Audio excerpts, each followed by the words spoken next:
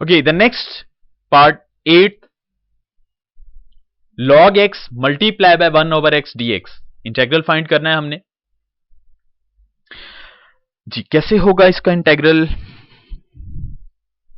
अगर आप गौर करें तो हम लोग ये स्टार्टिंग इस एक्सरसाइज के शुरू में बात कर चुके हैं कि जब कभी आपके पास दो चीजें यानी दो फंक्शंस एज अ प्रोडक्ट मौजूद हों, यानी यहां पर आप log x और 1 over x हो, तो कुछ भी आगे मतलब इसकी इंटीग्रेशन कैसे हो सकती है, तो आपके जहन में सबसे पहले एक ख्याल आना चाहिए कि यहां पर क्या पहले या एक फंक्शन का डेरिवेटिव तो नहीं मौजूद दूसरे फंक्शन की सूरत में। तो अब अगर हम याद देखें तो log x का डेरिवेटिव 1 over x होता है, log x का डेरिवेटिव 1 over x है, तो हम पावर रूल यूज कर सकते हैं कि अगर fx की पावर n और साथ f प्राइम ऑफ x यानी डेरिवेटिव मौजूद हो उसी फंक्शन का, तो पावर में 1 ऐड और उसी पावर से डिवाइड कर दिया जाता है। तो ये बहुत ही सिंपल बन जाता है इस तरह कि आपके पास अगर हम इस फंक्शन का इंटेग्रल करने जाएं तो ये इसका सिंपल इंटेग्रल बन गया कि log x का डेरिवेटिव मौजूद है, log x की पावर इस वक्त 1 मौजूद है, तो 1 में 1 ऐड किया, पावर बन गई 2 और उसी नंबर 2 से डिवाइड किया, तो आपके पास इंटेग्रल बन गया log x into 1 over x dx का। यानी बहुत आसानी से इंटीग्रेशन की जा सकती है कि जब कभी भी दो फंक्शंस मौजूद हों एज अ प्रोडक्ट, तो आप देख लीजिए कि एक का आगे डेरिवेटिव तो नहीं मौजूद, अगर डेरिवेटिव है तो पावर में 1 ऐड और उसी पावर से डिवाइड कर देंगे। 9th part, sine square x dx जी। साइन x का इंटेग्रल हमारे पास था, बट साइन स्क्वायर x का इंटेग्रल नहीं है हमारे पास। हमने लीनियर फंक्शंस की इंटीग्रेशन निकाल ली थी, यानी साइन x या कॉस x की, बट साइन स्क्वायर x या कॉस स्क्वायर x का इंटेग्रल अवेलेबल नहीं था। अब इसकी सिंप्लीफिकेशन कैसे हो सकती है? अगर हम साइन स्क्वायर x को रिप्लेस करें किसी ऐसी आइडेंटिटी से जिसमें ये पावर जो एक्सपोनेंट आ रहा है 2 वो ना आ रहा हो, यानी एक ऐसी आइडेंटिटी में चेंज हो जाए जिसमें पावर मौजूद ना हो। तो एक तो बहुत बेसिक सी आइडेंटिटी है, साइन स्क्वायर एक्स बराबर होता है 1 माइनस कॉस स्क्वायर एक्स के, लेकिन यहां पर फिर कॉस स्क्वायर में चला जाएगा, इसलिए हमने कोई ऐसी आइडेंटिटी लिखनी है जिसमें स्क्वायर ना आ रहा हो। तो देखिए सोल्यूशन स्टार्ट करते हैं। 1 माइनस कॉस 2x over 2 हमने लिख लिया in place of sine square X जी। कैसे लिख लिया? अभी हमने इससे प्रीवियस पार्ट में डिस्कस किया था, cos 2x इक्वल होता है 1 माइनस 2 साइन स्क्वायर एक्स के।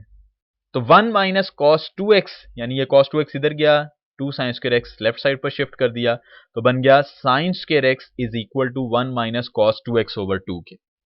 इससे आपके पास साइन स्क्वायर एक्स एक ऐसे फंक्शन या ऐसी आइडेंटिटी में रिप्लेस हो गया जिसमें पावर नहीं आ रही बल्कि एंगल का मल्टीप्लायर मौजूद है। तो साइन स्क्वायर एक्स की जगह पर हमने लिख लिया 1 माइनस कॉस 2x over 2। अब देखिए ये 2 कांस्टेंट नंबर डिवाइड हो रहा है, इसको बाहर शिफ्ट किया इंटेग्रल से, आपके पास इंटेग्रल आ गया 1 माइनस कॉस 2x dx का।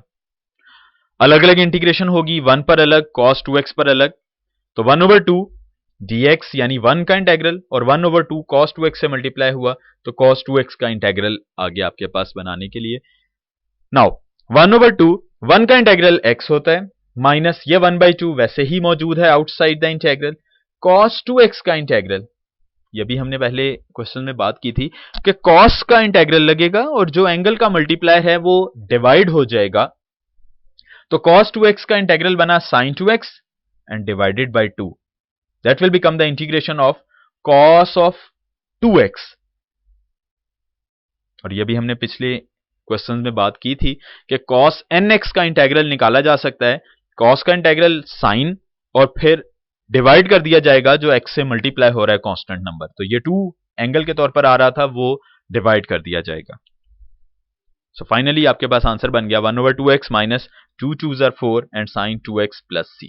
यहां हम अनदर रिजल्ट या एक कंक्लूजन नोट कर सकते हैं कि जब कभी आपके पास साइन स्क्वायर एक्स की इंटीग्रेशन करने को आए, साइन स्क्वायर एक्स की इंटीग्रेशन अगर हम करना चाहें, सिर्फ साइन स्क्वायर एक्स है, तो हम इसको लिख दिया करेंगे नेक्स्ट जो एक्सरसाइजेज आ रही हैं 1 माइनस कॉस 2x/2 ये dx एज इट इज, यानी साइन स्क्वायर x को इंटीग्रेट करना हो तो हम पहले इसको कन्वर्ट कर लिया करेंगे 1 माइनस कॉस 2x/2, और ये अभी हमने कर भी लिया है, ये सिंप्लीफाई किया।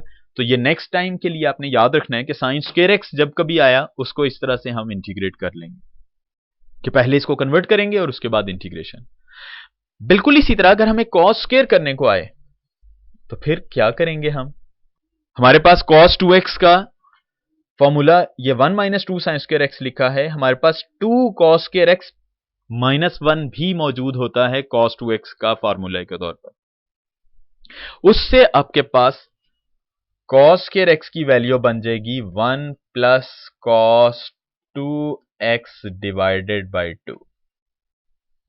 So this one is just the conversion जो हम साइन स्क्वायर या cos स्क्वायर के इंटेग्रल करते हुए करेंगे।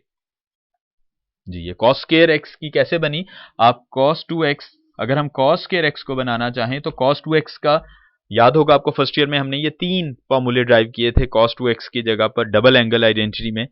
cos square x minus sine square x के बराबर होता है, या एक 1 माइनस 2 साइन स्क्वायर x के इक्वल होता है cos 2x, और दूसरा 2 cos स्क्वायर x माइनस 1 के इक्वल होता है।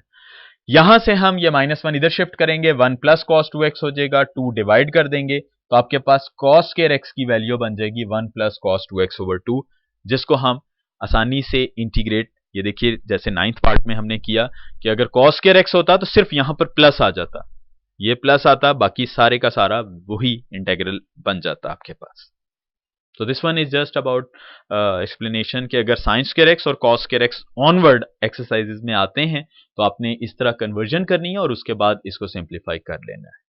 10th part 1/1 plus cos x dx, यहां एंगल पर रिस्ट्रिक्शन के -π/2 से π/2 के दरमियान होना चाहिए ये एंगल। सोल्यूशन जी वही अभी जो हमने बात कर रहे थे कि cos 2x बराबर होता है 2 cos स्क्वायर x माइनस 1 के, और यहां से हमने 1 प्लस cos x की वैल्यू बना ली जो कि 2 cos स्क्वायर x/2। ये देखिए cos 2x ये भी हमने प्रीवियस स्लाइड में लिखा था 2 cos स्क्वायर x माइनस 1 के इक्वल, -1 इधर शिफ्ट हुआ तो 1 प्लस cos 2x बराबर आ जाएगा 2 cos स्क्वायर x के। अब यहां अगर डबल एंगल है तो यहां एंगल 1 आ रहा है, अब हमें चाहिए 1 प्लस cos 1x की वैल्यू, तो फिर अगर यहां डबल एंगल है तो यहां एंगल 1 बनता है, यहां अगर 1 होगा तो फिर ये उसका हाफ यानी x/2 हो जाएगा, बेसिकली हाफ एंगल हो जाता है। अगर यहां 2x है तो यहां 1x, यहां 1x है तो यहां x/2, तो ये चेंज कर लिया हमने सिंपली, 1 प्लस cos x की जगह पर 2 cos स्क्वायर x/2 बन गया by using this identity. Now this will become 1/cos square actually secant square x/2 के इक्वल हुआ, 1/2 ये वैसे ही मौजूद है। अब इसका इंटेग्रल आपने फाइंड करना है। secant स्क्वायर का इंटेग्रल हम जानते हैं कि tan x के इक्वल होता है, तो ये आपके पास tan x/2 plus constant of integration, ये आपके पास इंटेग्रल बन जाएगा secant स्क्वायर x/2 की सूरत में। जी यहां अब हमने एक नई बात की है जी, ये देखिए आप, यहां हमने secant स्क्वायर x/2 को डायरेक्टली tan x/2 से फॉर्मूला बना लिया, लेकिन अभी हमने पिछले कुछ स्लाइड्स में बात की थी कि जब कभी कोई एंगल का मल्टीपल है यानी x/2 में एंगल का मल्टीपल 1/2 बन रहा है, वही डिवाइड कर देंगे। यहां हमने ऐसे नहीं किया, तो देखिए यहां हम ये कर सकते थे कि पहले ये 1/2, ये वाला 1/2 ये बाहर लिखते हैं इंटीग्रेशन से, इंटीग्रेशन होती secant स्क्वायर x/2 की। जी यहां पर एंगल का मल्टीपल बना 1/2। अगर अब हम इसकी इंटीग्रेशन करना चाहें तो वही जो प्रीवियस स्लाइड्स में हमने रूल बनाया था कि secant स्क्वायर का इंटेग्रल बन जाएगा tan, एंगल इज 1/2x, और ये जो 1/2 एंगल का मल्टीपल है ये यहां पर यूं डिवाइड हो जाएगा, साथ प्लस c बना लिया, 2 और 2 कैंसिल हो जाएगा, तो आपके पास इंटेग्रल बच जाएगा tan 1/2x यानी x/2, ये x/2 tan का एंगल और plus constant of integration c, constant of integration आपके पास आ जाएगा।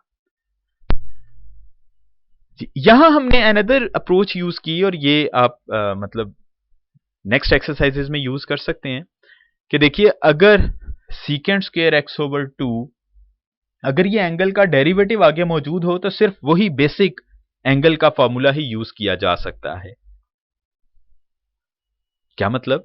देखिए cos 2x dx ये बन जाएगा इंटेग्रल इसी रूल से यूज करते हुए sin 2x divided by 2 plus c।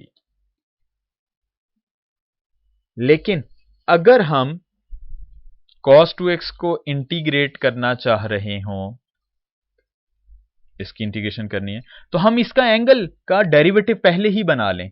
यानी हम इसको लिख सकते हैं कि ये cos 2x साथ हम 2 से मल्टीप्लाई कर दें।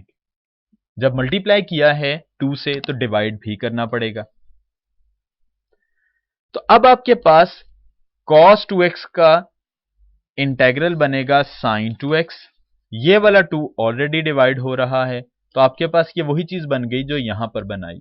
यानी ये दो तरीकों से हम सिंप्लीफाई कर सकते हैं, या आप अनदर अप्रोच कह सकते हैं कि अगर तो एंगल का ऑलरेडी मल्टीप्लायर मौजूद है डेरिवेटिव की सूरत में, तो आप डायरेक्टली वही फॉर्मूला यूज कर लेंगे कि सीकेंट स्क्वायर का tan x/2। तब ये 2 से डिवाइड नहीं करेंगे हम, यानी एंगल के मल्टीप्लायर से डिवाइड नहीं करेंगे।